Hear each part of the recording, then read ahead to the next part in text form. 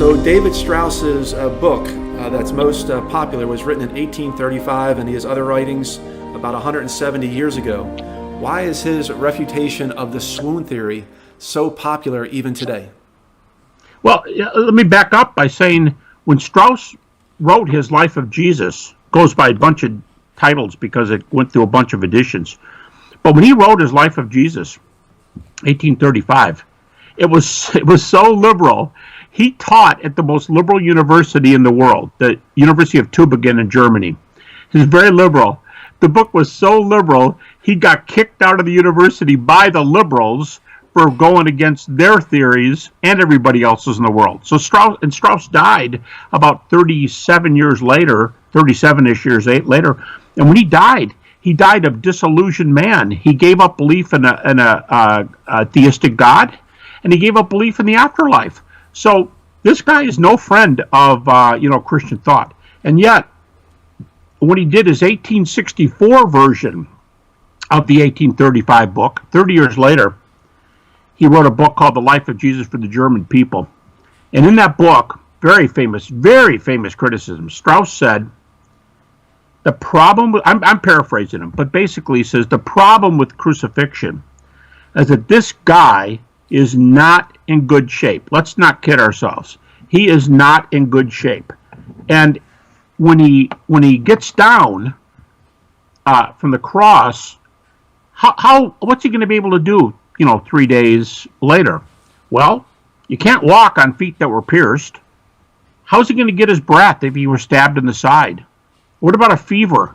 In those days, the biggest threat during a battle was little wounds that festered and you got poisoning and so on. That was the biggest thing.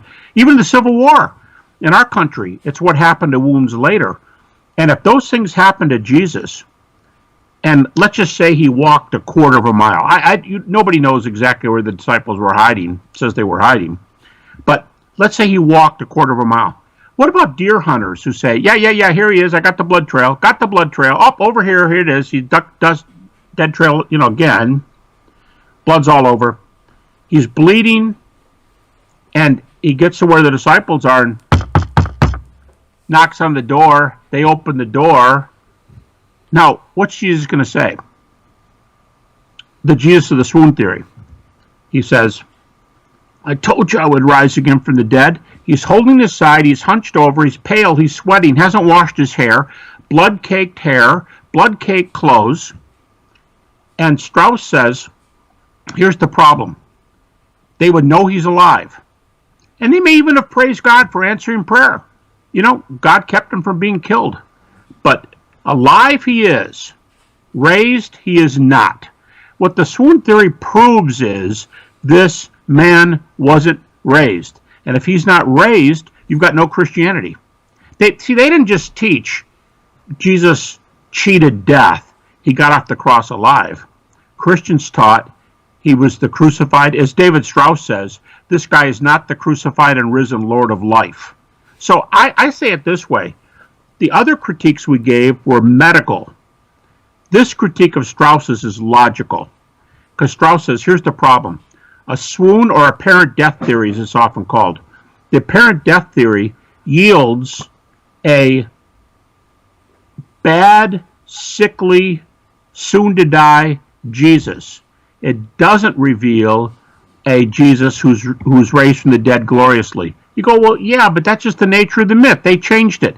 No, you can't get the disciples changing things because then you can't get them willing to die for their proclamation. So the problem is, he's risen. He's alive. Let's thank God for healing him. But he's not risen. Because if he was risen, he'd be healed. And we could put our hands in the scars. He'd walk around and he wouldn't limp. All I know from the swoon theory is the guy who survived death was not raised from the dead. And of course, if you don't have a resurrection, you don't have Christianity. It's a very famous thing. If you don't have the resurrection, you don't have Christianity. So on the swoon theory Jesus, there's no Christianity. Think about it that way. If Jesus didn't rise, there's no Christianity. So thank God for the answered prayer. Don't thank God for the resurrection because it didn't happen. So it would totally disprove Christianity.